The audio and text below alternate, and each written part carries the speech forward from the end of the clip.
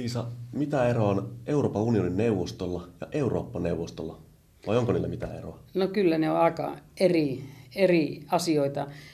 Euroopan unionin neuvosto tarkoittaa ministereiden kokouksia, että valtiovarainministerit ja terveysministerit menevät omiin kokouksiinsa.